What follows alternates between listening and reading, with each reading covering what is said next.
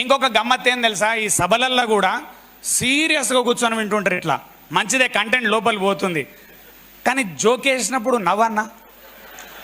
ఒకవేళ నవ్వుతలేడనుకో చూడడం అంటే ఏం తెలుసా ఫీలింగు, గా చిన్న జోక్కు నవ్వుతారా అంటాడు. చిన్న జోక్కు నవ్వకపోతే పెద్ద జోక్కు కూడా నవ్వు రాదు నీకు. తర్వాత ఫైనల్గా ఏం తెలుసా, లక్షలు కోట్లు సంపాదిస్తావు, 6 లక్షలు సంపాదించినావు, 1000 సంపాదించినావు, పుట్టుక్కున చచ్చిపోతాం. ఓ రోజు నవ్వకుండా చచ్చిపోతే ఏమొస్తుంది చెప్పు. మళ్ళీ ఈ నవ్వుడు అలవాటు లేక ఏం చేయాలి తెలుసా, లాఫ్టర్ ఛాలెంజ్లకు వాటిలకు పోయి జోక్ వేసినప్పుడు నవ్వు చక్కగా. అప్పుడు ఇవి చేతగాకేమైంది తెలుసా, ఇక ఇట్లా సీరియస్ పెట్టి పెట్టి పెట్టి ఒకడొచ్చి అప్పుడు నిన్ను లాఫ్టర్ యోగా చేయించాల్సిన అవసరం వస్తుంది లాస్ట్కు. గంత అవసరం ఎందుక, జోక్ వేస్తే నవ్వు. ఇంకోటి నవ్వినప్పుడు ఒక్కొక్కసారి ఏమైతే తెలుసా, ఒక ఆయనకు పగలబడి నవ్వుతుంటాడు ఒక పర్సన్, సూట్ వేసిండు, టై వేసిండు, బూట్లు వేసిండు మొత్తం, కానీ జోక్ మీద పగలబడి నవ్వుతుండు. అక్కడ అనుకుంటాడు ఇంత ప్రొఫెషనల్ డ్రెస్ వేసిండు, కింద పడి నవ్వుతుండు. డ్రెస్సుకు నవ్వుకు సంబంధం ఏముందా? ఆనందంగా నవ్వుడు కూడా తప్పని అనుకుంటే వానంత దరిద్రుడు ఎవడున్నాడు? ఇంకా కోట్ల రూపాయలు ఉన్నా కూడా అన్నిటికంటే అందమైనది ఆనందమైనది ఏంటంటే నీ నవ్వు. అది పెదాల నుంచి ఓనియకుండా ఎప్పుడు కూడా గుర్తుంచుకోండి. టెన్షన్ రాని, స్ట్రెస్ ఉండని, టెన్షన్ రాని, స్ట్రెస్ ఉండని, పెళ్ళాం దిట్టని నవ్వు, నవ్వురి. ఇంకొక జోక్ తెలుసా, వైఫ్ తింటుంటుంది, నీకు అసలు టమాటాలు తెలియదు, తలకాయ లేదు అని నవ్వుండి. తిడుతుంటే నవ్వెట్లు వస్తుంది, నువ్వు మనిషివేనా? ఎందుకు తెలుసా, నువ్వు తిడితే ఆమె తిడుతుంది తప్ప నువ్వు నవ్వుతే ఆమె తిట్టలేదు. మొగోళ్ళకి లాజిక్ చెప్తున్నా వినుండి. నువ్వు బయట తోపు తొడిమే లేకపోతే బయట ఏమనగా ఇంట్లో కడప దాడుతున్నావంటే ఏమనుకోవాలి తెలుసా, జాగ్రత్త, ఒళ్ళు దగ్గర పెట్టుకొని మాట్లాడు అని ఎంటర్ కాండి. అప్పుడు లొలులే ఉండయి. 90% ఆఫ్ ది ప్రాబ్లమ్స్ ఎక్కడ వస్తున్నాయి తెలుసా, మీ అందరికి అర్థం చేసుకోవాలి. హానెస్ట్లీ మనము పెళ్లి చేసుకుంటున్నాం, ఆనందం కోసం పెళ్లి చేసుకుంటున్నాం, బాధ కోసం చేసుకోవట్లేదు. కానీ ఒక గమ్మత్తైన అలవాటు అందరికి ఏమైంది తెలుసా, సొసైటీలో అందరు చెప్తారు, పెళ్ళి వెడ్డింగ్ కార్డ్ ఇవ్వడం నీయంగానే నేను ఈ పని అయిపోయా, సావుకు పోతలేము, సస్తలేము, పెళ్లి చేసుకుంటున్నాం. కానీ ప్రతి ఒక్కరు ఏమంటారు తెలుసా, పెళ్లి కార్డు ఇన్విటేషన్ ఇవ్వగానే అయిపోయారు అనేది. ఇక వీనికి డౌట్ ఏమొస్తుంది, ఇప్పుడు పెళ్లి కార్డు ఇస్తున్నానా నేను ఇంకేమని ఇస్తున్నానా? ఇక మన్మధుడు సినిమాలు అయితే మీరు చూసిర్రు, డైరెక్ట్గా నాగార్జున చెప్తాడు, ఎందుక పెళ్ళి అంటే, సార్ పెళ్ళా అంటాడు, పెళ్ళి సార్. మళ్ళీ అడుగుతాడు, పెళ్ళా? వద్దు సుబ్బారావు చేసుకోకు. ఇట్లా తయారు చేసారు సొసైటీని. దీనికి మొట్టమొదటి రీజన్ ఏంది తెలుసా, దీని ఒక కరెక్ట్ పాయింట్ పట్టుకోండి, జోకేస్తున్నా కానీ చాలా ఇంపార్టెంట్ ఫ్యాక్టర్ ఏం తెలుసా, పెళ్ళి అనగానే అందరూ ఇక నీకు చుక్కలు కనబడతాయి అంటారు, కానీ అందరికీ తెలియని విషయం ఏం తెలుసా, పెళ్ళి తర్వాత చుక్కలు ఎందుకు కనబడుతున్నాయంటే నీకు యాక్చువల్గా వైఫ్ను మేనేజ్ చేసే తెలివి లేక, హస్బెండ్తోని ప్రేమగా ఎట్లా ఉండానో అర్థం కాక, అక్కడ ప్రాబ్లం ఉంది.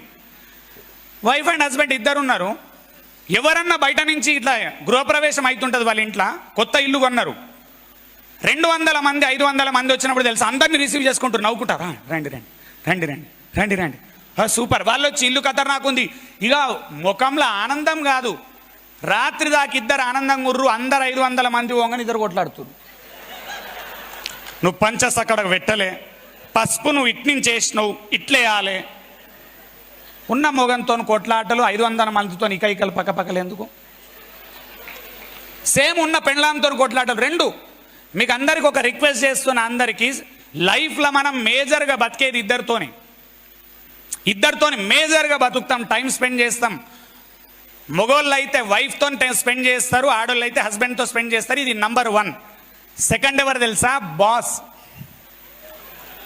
ఇద్దరితో మేజర్ టైం స్పెండ్ చేస్తాము, మన బతుకులకు ఇద్దరు పడరు.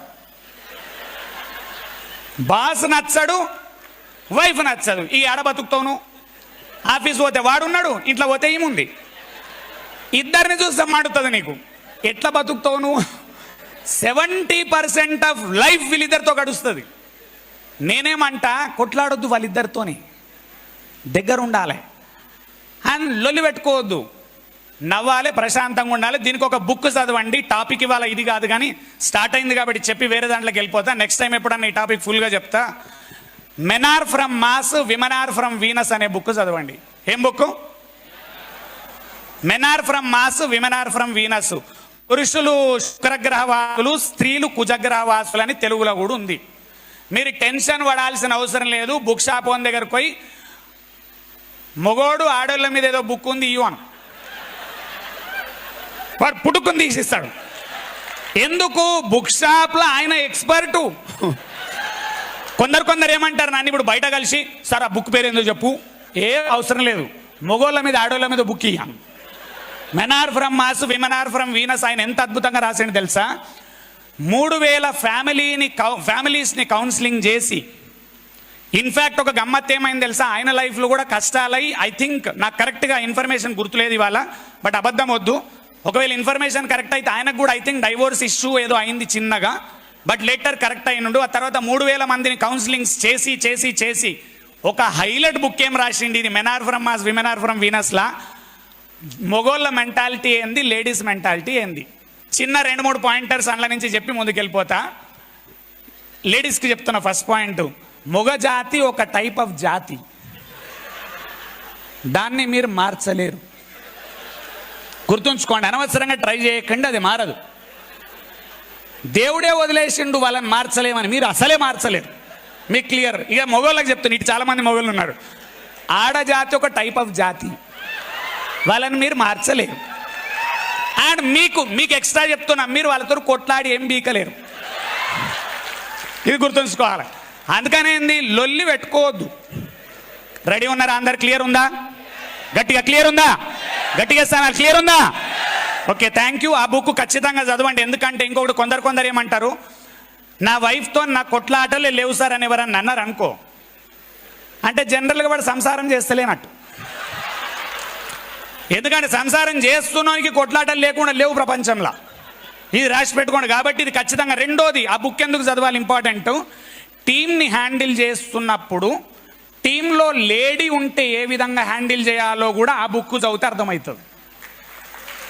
లేడీ బాస్ ఉంటే జంట్ని ఏ విధంగా హ్యాండిల్ చేయాలో అర్థమవుతుంది. నా కింద జంట్ ఉంటే ఎట్లా చేయాలి, లేడీ ఉంటే ఎట్లా చేయాలి, లీడర్షిప్ స్కిల్స్కి కూడా ఉపయోగపడతాయి చాలా. అందుకే మీ అందరికీ రిక్వెస్ట్ చేస్తున్నా, యూట్యూబ్ నుంచి మిత్రులకు కూడా ఒకటైతే అలవాటు చేసుకుందాం. ఈ కాలం మిడిల్ క్లాస్ వాళ్ళందరూ కూడా ఒక కొత్త అలవాటు చేసుకుందాం. స్లోగా చేసుకుంటున్నారు, దాన్ని అగ్రెసివ్ చేయండి. నెలకొక సినిమా ఎంతైతే ఇంపార్టెంటో నెలకొక సెషన్ అటెండ్ చేయడం అంతే ఇంపార్టెంట్.